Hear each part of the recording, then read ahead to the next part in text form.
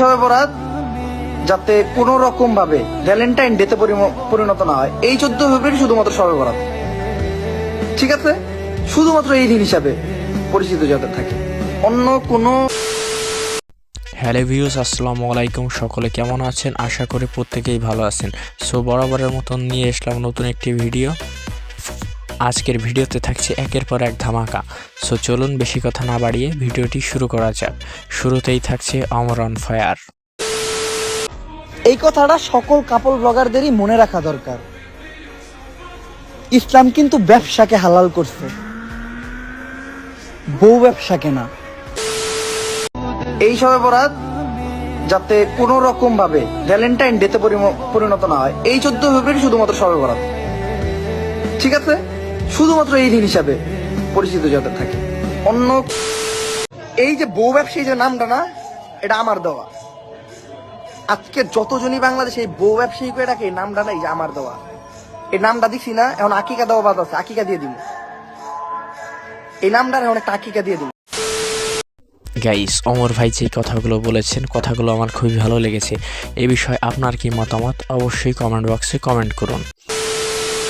Guys, এবার থাকছে গোপালগঞ্জ নিয়ে খুবই গুরুত্বপূর্ণ আপডেট, এবং সেগুলো কি চলুন দেখে নেওয়া যাক। গোপালগঞ্জে ভাঙচুর করার কথা শুনে দেখুন সবার মনে কি চলতেছে। উপরের নির্দেশ যদি পাই 24 ঘন্টার ভিতরে এই জামাত বিএনপি মৌলবাদী বাংলার মাটিতে স্থান থাকবে না। আপনার মিডিয়ার মাধ্যমে বলি,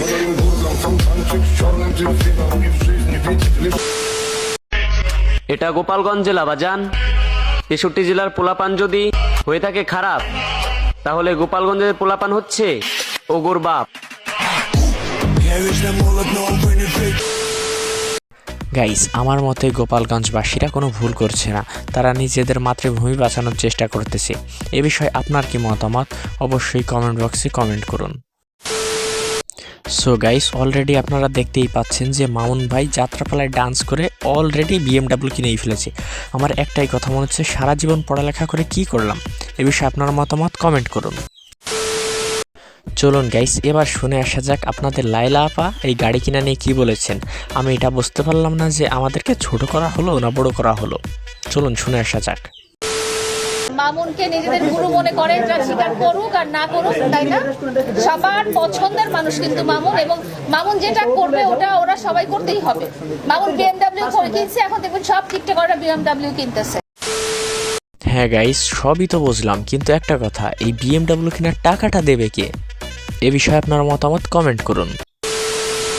গাইস, এবার আমাদের মাঝে আসতে চলেছেন অপু ভাই জাঙ্গিপুরে। ও সরি গাইস, ব্র্যান্ডের জাঙ্গিপুরে।